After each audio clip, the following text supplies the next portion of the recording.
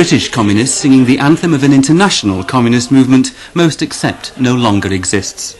With communism in retreat in Eastern Europe, what role is there for a very small communist party in the West? One prominent British communist has called on party members to tear down the Berlin Wall in their own minds and consider all the options, changing the party's name, merging, even perhaps relinquishing its status as a political party. Many may well be asking, is this the last time we'll be hearing the Internationale?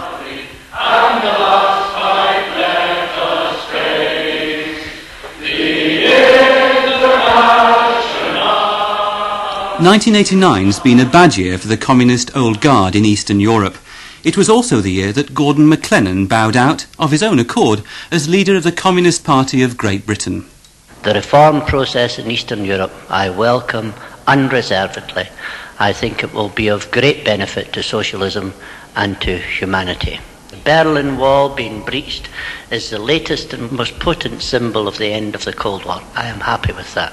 The British Party has long been a critic of communist totalitarianism. It denounced the 1968 invasion of Czechoslovakia at the time, but its boldness has brought it little new blood. Indeed, the party has been in almost uninterrupted decline for 40 years. This Congress was the first Ian Aitken, political editor of The Guardian, had reported on since the 50s. It was a very different gathering from the one back in 1957, when the really strong section of the Communist Party was the industrial section. There were very, very large numbers of trade unionists, many of whom were shop stewards and that sort of thing, and leading lights in their unions. And it was these people who really gave what was even then a fairly small political party the kind of clout that it possessed, the kind of clout that made it the object of a great deal of effort on the behalf of MI5 and the Special Branch and that sort of thing. But this year there were lots of young people who were associated with the kind of causes that at one time were very prominent in the loony left in the Labour Party, such as lesbians and gays. But the old folk, the original communists, were all up in the gallery. They had visitors' tickets. There was one particular one who had been the Moscow correspondent of the Daily Worker, as it then was, and also foreign correspondent and foreign editor of the Daily Worker for years and years. He looked very sad as he gazed down on this scene. But some of the old-timers are still in there and fighting. Rose Kerrigan joined the Communist Party way back in 1921, when the beacon was Lenin, the Bolsheviks and the Russian Revolution. I visited the Soviet Union 4 times, and so I know I lived there for 9 months way back in 1935. I had seen great changes there. It's wrong to think that everything's been bad, because it isn't so. But if it was Soviet Russia which gave inspiration to communists in the West, it was Soviet Russia too which sullied that idealism. I was very horrified and very, very upset, and so was my husband, at the revelations about Stalin. But I never ever felt that it was any reason for giving up the ideal of communism and any reason for giving up a party that was fighting for betterment of the working class in this country, because that's what we were always doing. Coming to terms with Stalinism has been a painful process. The movement has splintered. Besides the Communist Party of Great Britain, the CPGB, there's also the CPB, the CPB Marxist-Leninist, the NCP, the RCP, the RCG, with little more than 10,000 members between them. The most serious fracture between modernisers and traditionalists came last year. Hardliners in the CPGB, along with some who'd been expelled, sought, in their own terms, to re-establish British communism. The General Secretary of the Communist Party of Britain, the CPB, is Mike Hicks. The Communist Party of Great Britain has taken on, clearly now, a position that is non-Marxist, and also indicating they're going to become, in their structure, not a Leninist structure. And also they're talking about changing their name as a final thing. But the difference is that we see the class struggle in Britain very clearly. They see it in a mixed-up way. That came over very clear on their programme.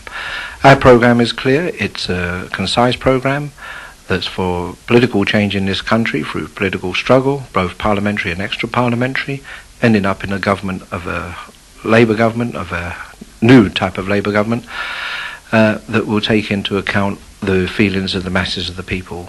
With that, we hope that the Communist Party will be playing its part in it. Although much the smaller party, the CPB has the upper hand in the communist daily paper that used to be called the Daily Worker. Morning Star. Get your Morning Star. Morning Star. Morning Star. Come and get your A Saturday morning in Hackney in East London, and Chris Jennings is at his regular sales pitch. How many does he sell? It's very variable.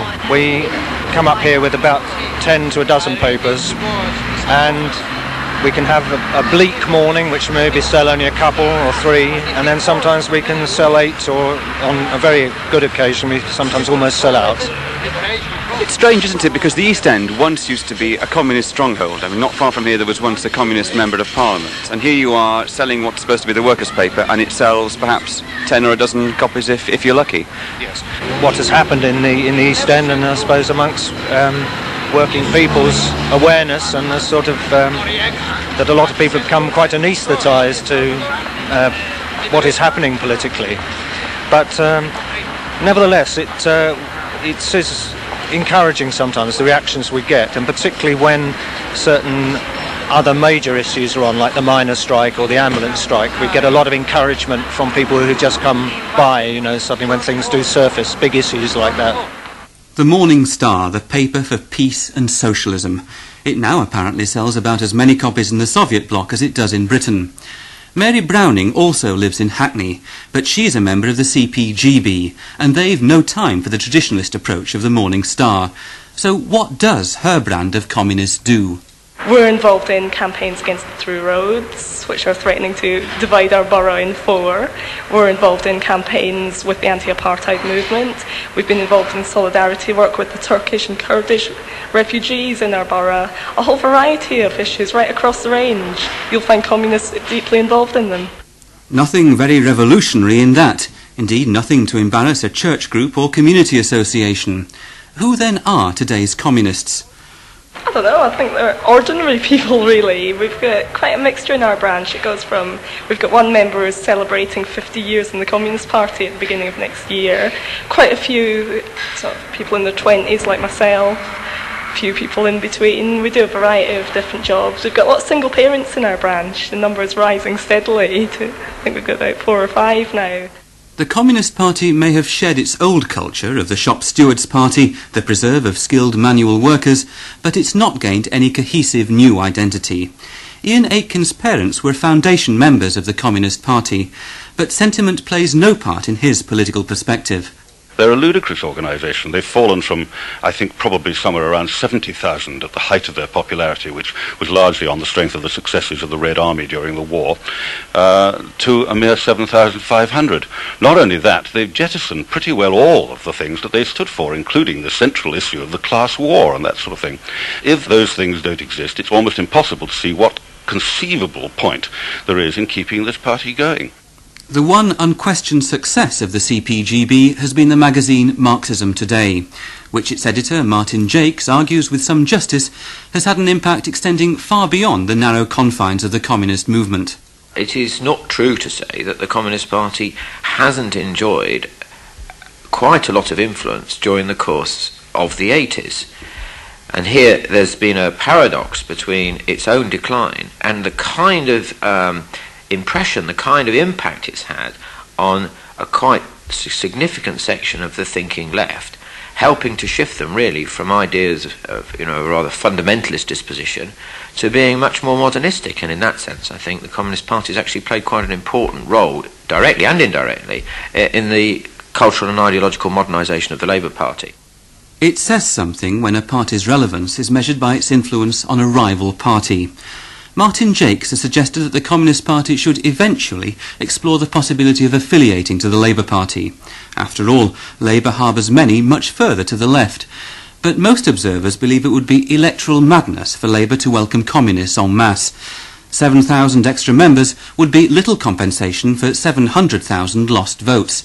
So the salvation of the CPGB lies in its own hands, and particularly those of Nina Temple, likely to be its next General Secretary. The decline has been going on for a long time, and I think it's certain that if we carry on in the same old